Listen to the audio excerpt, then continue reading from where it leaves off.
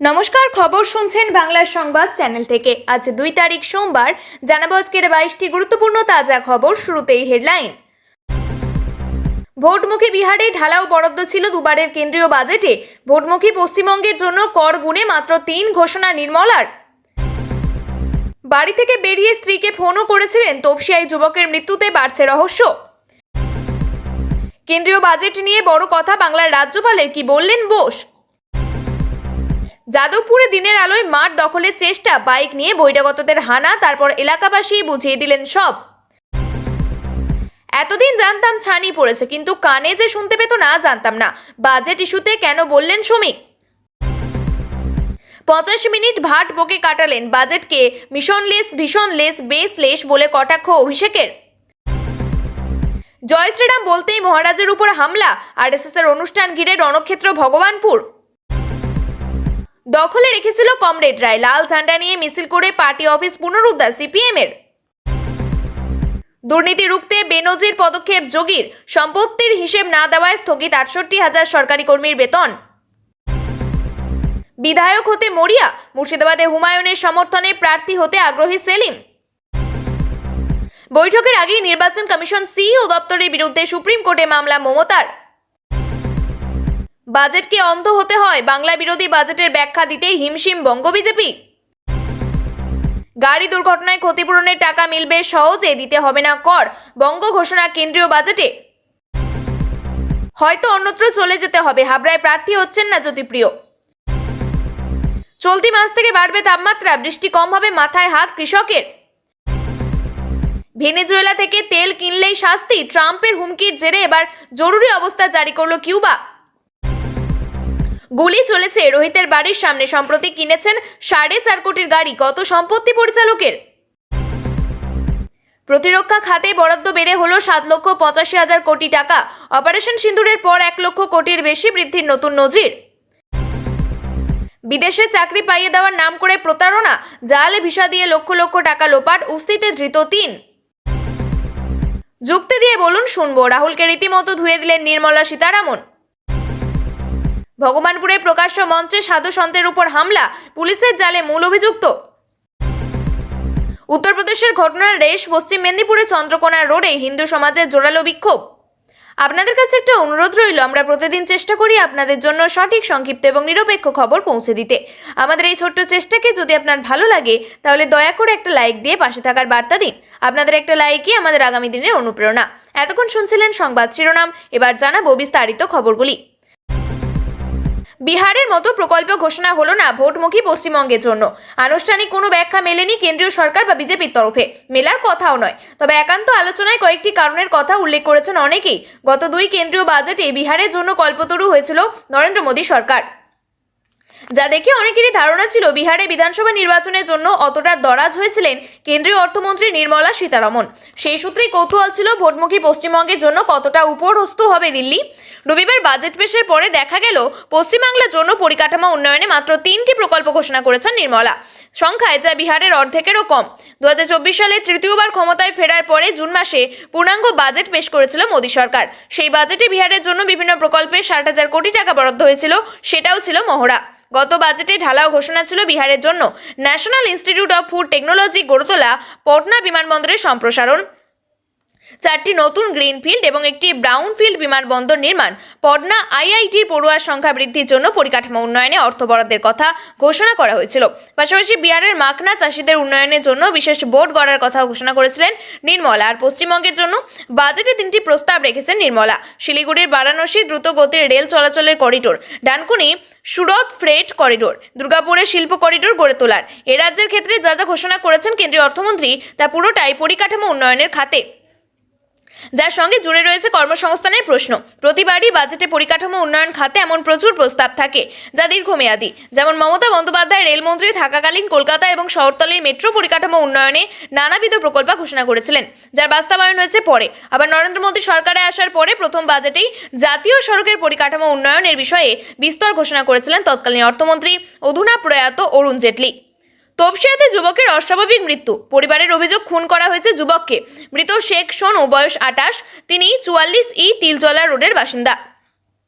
পরিবারের দাবি, শেখ সোনু কর্মসূত্রে পরিবার নিয়ে বেঙ্গালুরুতে থাকতেন। গত বুধবার কলকাতায় আসেন। গতকাল রাত 9টা নাগাদ বাড়ি থেকে পরিচিত দুই বন্ধু সোনুকে ডেকে নিয়ে যায়। বাড়ি থেকে বেরোনোর কিছু সময় পর স্ত্রীর সঙ্গে ফোনে কথাও বলেন সোনু। তারপর থেকেই আর ফোনে যোগাযোগ করা যাচ্ছিল না বলেই দাবি পরিবারের। রাতে প্রতিবেশীরা খবর দেয় এলাকায় একটি বহুতলের নিচে পড়ে রয়েছেন সোনু। উদ্ধার করে হাসপাতালে নিয়ে গেলে মৃত ঘোষণা করেন চিকিৎসকরা। দেহ পাঠানো হয়েছে ময়নাতদন্তের জন্য। পরিবারের অভিযোগ, পরিকল্পনা করেই বাড়ি থেকে ডেকে নিয়ে গিয়ে বন্ধুরা খুন করেছে সোনুকে। টাকা এবং দামি মোবাইল হাতানোর জন্য খুন বলেই দাবি পরিবারের। প্রাথমিকভাবে তদন্ত শুরু করেছে পুলিশ। বহুতলের উপর থেকে অসাবধানতা বশত পড়ে গিয়েই মৃত্যু, নাকি মৃত্যুর পিছনে আছে অন্য কোনো কারণ, ময়নাতদন্তের রিপোর্ট হাতে পেলেই কিভাবে যুবকের মৃত্যু তা অনেকটাই স্পষ্ট হবে বলে দাবি পুলিশের। কেন্দ্রীয় বাজেটকে যখন নিশানা করেছেন মুখ্যমন্ত্রী মমতা বন্দ্যোপাধ্যায়, তখন এই বাজেট নিয়ে উচ্ছ্বসিত রাজ্যপাল সিভি আনন্দ বোস। রাজ্যপালের চোখে এই বাজেট দেশের যুব সমাজ এবং মহিলাদের জন্য, দেশের ভবিষ্যতের কথা চিন্তা করেই কেন্দ্রীয় অর্থমন্ত্রী নির্মলা সীতারামন এই বাজেট পেশ করেছেন বলে মন্তব্য করলেন রাজ্যপাল বোস। একই সঙ্গে তার বক্তব্য, এই বাজেটে লাভবান হবেন বাংলার মানুষ। কেন্দ্র রাজ্য সহযোগিতার কথাও মনে করালেন তিনি। নির্মলা সীতারামন বাজেট পেশ করার পর রাজ্যপাল বোস বলেন, ভবিষ্যতের কথা মাথায় রেখে এই বাজেট পেশ করেছেন কেন্দ্রীয় অর্থমন্ত্রী নির্মলা সীতারামন। বিশ্ব অর্থনীতি এবং অনিশ্চয়তার মধ্য দিয়ে চলছে, আর সেই সময় এই বাজেটে স্থায়িত্বের বার্তা দেওয়া হয়েছে। একই সঙ্গে বৃদ্ধি মাথায় রাখা হয়েছে, দীর্ঘমেয়াদী উন্নয়নে নজর দেওয়া হয়েছে। কেন্দ্রীয় বাজেটকে যখন মিথ্যে কথার ফুলঝুরি বলে আক্রমণ করেছেন মমতা বন্দ্যোপাধ্যায়, তখনই রাজ্যপাল বোস বলেন, বিভিন্ন ফ্রেট করিডোর থেকে হাই স্পিড রেল করিডোরে ঘোষণার ফলে শিল্পায়ন হবে এবং কর্মসংস্থানও বাড়বে। তিনি বলেন, বাজেটে নারী শক্তিতে জোর দেওয়া হয়েছে। এই বাজেট নারীদের জন্য, যুবকদের জন্য, ডিজিটাল পরিষেবা, স্টার্টআপের উপর জোর দেওয়া হয়েছে এই বাজেটে। কেন্দ্রীয় বাজেটকে বাংলা কিছু দেয়নি বলে যখন আক্রমণ শানিয়েছেন মমতা, তখন রাজ্যপাল বলছেন, বাজেটে বাংলার জন্য অনেক সম্ভাবনা রয়েছে। তিনি বলেন, শিক্ষা এবং স্বাস্থ্য খাতে বরাদ্দ বাড়ানো হয়েছে। এর ফলে বাংলা আরও হাসপাতাল এবং মেডিকেল কলেজ হবে। রাজ্যপাল আরও বলেন, বাজেটে শিল্প, MSME, স্কিল ডেভেলপমেন্টে জোর দেওয়া হয়েছে, যা বাংলার যুবকদের কাছে গুরুত্বপূর্ণ। বাংলার যুবকদের জন্য কর্মসংস্থানের সুযোগ বাড়বে। কেন্দ্রের সঙ্গে রাজ্য সরকারের গত কয়েক বছর ধরে নানান ইস্যুতে টানাপোড়েন চলছে, তা নিয়ে কার্যত খোঁচা দিয়ে রাজ্যপাল বলেন, এই বাজেট কেন্দ্র এবং রাজ্যের মধ্যে পারস্পরিক সহযোগিতার কথা বলা হয়েছে। এই বাজেটে বাংলা নানাভাবে লাভবান হবে। আমাদের নিশ্চিত করতে হবে এই বাজেটে যেসব প্রতিশ্রুতি দেওয়া হয়েছে তার প্রকৃত লাভবান যেন প্রত্যেক বাঙালি পান। প্রমোটিংয়ের জন্য জমি দখলকে কেন্দ্র করে উত্তেজনা, বহিরাগতদের নিয়ে এসে সাধারণ মানুষকে ভয় দেখানোর অভিযোগ, পুলিশের ভূমিকা নিয়ে তুমুল বিক্ষোভ স্থানীয়দের। যাদবপুর হাই স্কুলে ঠিক উল্টো দিকে থাকা 10 থেকে 12 কাঠার মাঠ, স্কুলের স্পোর্টস থেকে শুরু করে সমস্ত রকমের আয়োজন হয় এই মাঠে। এলাকার প্রাচীন দুর্গাপুজো, পড়ার ছেলেদের ফুটবল, ক্রিকেট খেলা, এছাড়াও স্থানীয় নানান অনুষ্ঠানের আয়োজন হয়ে থাকে যাদবপুর ইস্ট রোডের এই মাঠে। সেই মাঠ দখলের চেষ্টা দীর্ঘদিন ধরেই চলছিল বলেই অভিযোগ। শনিবার গভীর রাত থেকে মাঠে শুরু হয়ে যায় ইট, বালি, সিমেন্ট ফেলা শুরু হয়। রবিবার সকাল থেকেই শুরু হয়ে যায় পাঁচিল তৈরির কাজ। পাঁচিল দিয়ে মাঠ ঘিরে ফেলার কাজ করার ক্ষেত্রেও কোনো বাধা যাতে না আসে, সেই জন্য সকাল থেকেই বাইক নিয়ে এলাকায় দাপিয়ে বেড়াতে দেখা যায় একদল বহিরাগতদের, যা দেখে রীতিমতো আতঙ্কিত স্থানীয় বাসিন্দারা। স্থানীয়দের অভিযোগ, রবিবার সকাল থেকে হঠাৎ মাঠের সামনের দিকে পাঁচিল তৈরি করতে দেখা যায়। উল্টো দিকে থাকা যাদবপুর হাই স্কুল কর্তৃপক্ষের কাছেও খবর পৌঁছতেই শিক্ষক শিক্ষিকারা ছুটে যান। সকলে মিলে এভাবে মাঠে পাঁচিল দেওয়ার প্রতিবাদ করতেই হুমকি এবং ভয় দেখানোর অভিযোগ। পাল্টা কোর্টের অর্ডার নিয়ে কাজ হচ্ছে বলেই জানান সকলকে, কিন্তু কোনো নথি দেখাতে পারেননি স্থানীয়দের দাবি। আর ওই জমির বাস্তবে মালিক কে তার কোনো নির্দিষ্ট তথ্য কারোর কাছে নেই বলেই দাবি। সেই কারণে স্কুল এবং স্থানীয়রা বছরের পর বছর ধরে নানান কাজে ওই মাঠ ব্যবহার করে। এদিনে মাঠ দখলের ঘটনাকে কেন্দ্র করে অশান্তির খবর পেয়ে ঘটনাস্থলে পৌঁছায় যাদবপুর থানার পুলিশ। মাঠে পাঁচিল দেওয়ার কাজে বাধা সৃষ্টি করে পুলিশ রীতিমতো বাসিন্দাদের সঙ্গে দুর্ব্যবহার করে বলে অভিযোগ। পরবর্তীতে স্থানীয় বিধায়ক দেবব্রত মজুমদার খবর পেয়ে এলাকায় পৌঁছায়। স্থানীয় বাসিন্দাদের এবং স্কুলের শিক্ষক শিক্ষিকাদের সম্মিলিতভাবে মাঠ বাঁচাতে রাস্তায় নামেন। ইট, বালি, সিমেন্ট দিয়ে তৈরি করা পাঁচিলও ভেঙে দেয়। ক্ষোভের মুখে পড়েন এলাকার ছাড়ের বহিরাগতরা। আপাতত বন্ধ হয় পাঁচিল দিয়ের কাজ। পাঁচিল দিয়ে মাঠ ঘিরে ফেলার কাজ করার ক্ষেত্রে কোনো বাধা যাতে না আসে, সেজন্য সকাল থেকে বাইক নিয়ে এলাকায় দাপিয়ে বেড়াতে দেখা যায় একদল বহিরাগতদের, যা দেখে রীতিমতো আতঙ্কিত স্থানীয় বাসিন্দারা। স্থানীয়দের অভিযোগ, রবিবার সকাল থেকে হঠাৎ মাঠের সামনের দিকে পাঁচিল তৈরি করতে দেখা যায়। উল্টো দিকে থাকা যাদবপুর হাই স্কুল কর্তৃপক্ষের কাছেও খবর পৌঁছতেই শিক্ষক শিক্ষিকারা ছুটে আসেন। বাজেটে বাংলা বঞ্চিত, ভোটমুখী বাংলায় দাঁড়িয়ে কেন্দ্রীয় অর্থমন্ত্রী নির্মলা সীতারামনকে বাজেটে হামটি ডামটি বাজেট আখ্যা দিয়েছেন মুখ্যমন্ত্রী মমতা বন্দ্যোপাধ্যায়। তার কথায়, এই বাজেট একেবারেই জনবিরোধী, গরিব বিরোধী।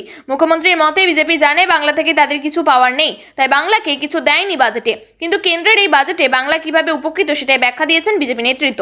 বিজেপির রাজ্য সভাপতি শ্রমিক ভট্টাচার্য বলেন, তৃণমূলের ছানির অপারেশনটা জরুরি, কিন্তু কানেও যে সমস্যা এটা বুঝতে পারেনি। দুর্গাপুর, শিলিগুড়ি, ডানকুনি এগুলো কোথায়? ভিন গ্রহে? এই বাজেট তো বাংলাকে আরও উচ্ছ্বাসিত করার বাজেট, কিন্তু এটা হবে না।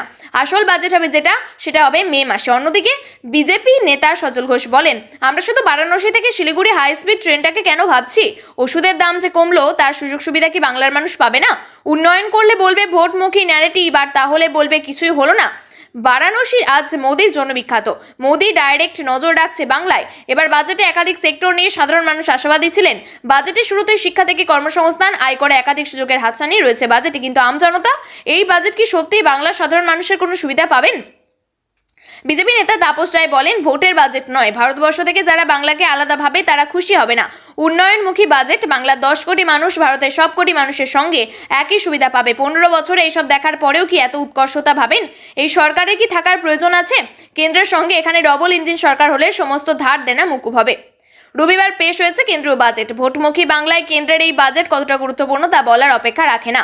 এবার এই বাজেট নিয়ে বড় মন্তব্য করলেন ডায়মন্ড হারবারের তৃণমূল সাংসদ অভিষেক বন্দ্যোপাধ্যায়। তার অভিযোগ, বাঙালিকে বঞ্চনা করা হয়েছে, পাশাপাশি এই বাজেটের কোনো অর্থই নেই বলে মন্তব্য অভিষেকের।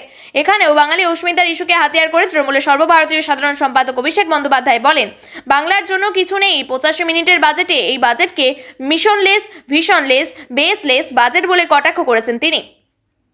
অভিষেক বন্দ্যোপাধ্যায় কি বলছেন? এই বাজেটে বাংলাকে কিছু দেওয়া হয়নি বলে অভিযোগ করে তৃণমূল সাংসদ বলেন, বাংলার জন্য কিছু নেই। 85 মিনিটের বাজেটে নেম হ্যান্সের কথা বলা হলো, একটা অসম আর একটা ঝাড়খণ্ডে তৈরি হবে। দুটি রাজ্যেই বাংলার এদিক আর ওদিক, অর্থাৎ বাংলার মানুষ কিছু হলে হয় অসমে নয়তো ঝাড়খণ্ডে যেতে হবে। বাংলায় কিছু করবো না। এখানকার 10 কোটি মানুষকে যারা বাংলাদেশে মনে করেন তারা হলেন প্রধানমন্ত্রী, স্বরাষ্ট্রমন্ত্রী। বাংলার জন্য কোনো বরাদ্দ, আর্থিক সমাধান কিছুই আসেনি বাজেটে। বাংলার কৃষকদের, মৎস্যজীবী, যুবক আর জন্য কিছু করা হয়নি। 85 মিনিট ভাট বকে কাটালেন তৃণমূলের সাংসদ। এদিন এরও বলেন, মিশনলেস, ভিশনলেস বাজেট। চূড়ান্ত হতাশা থেকে অর্থমন্ত্রী এই বাজেট পেশ করেছেন। কিছুই নেই, বাংলার মানুষ উপকৃত হবেন এমন কিছুই নেই। শুধু বাংলা নয়, সমাজে বিভিন্ন শ্রেণীর মানুষ, কৃষক, যুবক কিসে উপকৃত হবেন? চাকরির কোনো কথা নেই। কৃষকদের অর্থনৈতিক উন্নতি কিভাবে হবে তা নিয়ে কোনো রোড ম্যাপ করা নেই।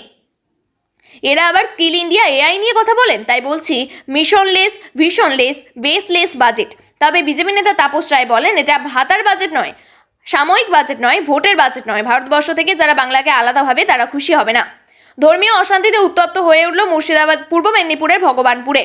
রাষ্ট্রীয় স্বয়ংসেবক সংঘের অনুষ্ঠানে জয় শ্রীরাম স্লোগান ঘিরে যত অশান্তি। অভিযোগ, ওই স্লোগান দেওয়া যাবে না বলে দাবি করে অনুষ্ঠানে ঢুকে এক মহারাজকে মারধর করা হয়। তিনি আশঙ্কাজনক অবস্থায় হাসপাতালে ভর্তি হয়েছেন বলে জানিয়েছেন বিজেপি নেতা শঙ্কুদেব পান্ডা। অন্যদিকে অনুষ্ঠানের আয়োজকদের অভিযোগের ভিত্তিতে তদন্তে নেমে হামলাকারী একজনকে গ্রেপ্তার করা হয়েছে ভগবানপুর থানার পুলিশ। তবে এখনও পলাতক 2। নির্বাচনের আগে জয় শ্রীরাম ইস্যু ঘিরে বিজেপি তৃণমূল চাপানোত্তর শুরু হয়েছে যথারীতি। শনিবার ভগবানপুর 1 নম্বর ব্লকের গুরগ্রামে শতবর্ষ উপলক্ষে প্রদীপ প্রজ্বলন এবং ধর্মসভার আয়োজন করা হয়েছিল। উপস্থিত ছিলেন আর্য সমাজের সূর্যানন্দ মহারাজ। উদ্যোক্তাদের অভিযোগ, মহারাজের বক্তৃতা চলাকালীন আচমকাই কয়েকজন যুবক হামলা চালায়। জয় শ্রীরাম ধ্বনি দিতে বাধা দেওয়া হয় এবং মহারাজকে প্রাণে মারার চেষ্টা করা হয়। আয়োজক সংস্থার দাবি, জগন্নাথ মাইতি, প্রদ্যুৎ মাইতি, মাধব মাইতি নামে 3 ব্যক্তি হামলা চালিয়েছে।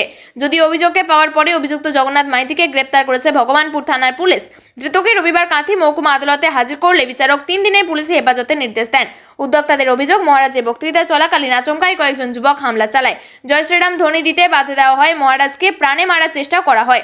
আয়োজক সংস্থার দাবি, জগন্নাথ মাইতি, প্রদ্যুৎ মাইতি এবং মাধব মাইতি নামে 3 ব্যক্তি হামলা চালিয়েছে। আর্থিক সংকট মেটাতে দলীয় কার্যালয়ে লিজ দিয়েছিল সিপিএম। অভিযোগ, পূর্ব বর্ধমানের জেলার গুসকরা শহরে সিপিএম এর রবীন সেন ভবন নামে ওই লোকাল কমিটির কার্যালয়ে লিজ দেওয়ার পর থেকে আর দখল ছাড়ছিল না ব্যবসায়ী।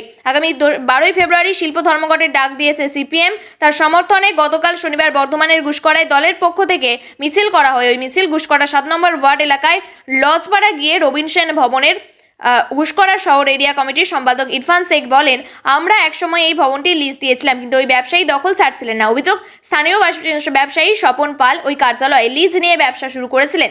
বিভিন্ন অনুষ্ঠানের জন্য ওই বাড়িটি ভাড়া দেওয়া হয়েছিল। সম্প্রতি সিপিএম এর পক্ষ থেকে ওই কার্যালয় দাবি করা হয়েছিল। অভিযোগ, লিজের চুক্তির মেয়াদ শেষ হয়ে যাওয়ার পর সেটি ফেরত দেওয়া হচ্ছিল না। ওই ব্যবসায়ী কার্যত সেটি দখল করে রাখা হয়েছিল, যদিও সেই অভিযোগ মানতে চাননি ওই ব্যবসায়ী। প্রিয় দর্শক, নিয়মিত সঠিক খবরগুলি সঠিক টাইমে পেতে সাবস্ক্রাইব করুন বাংলা সংবাদ চ্যানেলটিকে। ধন্যবাদ।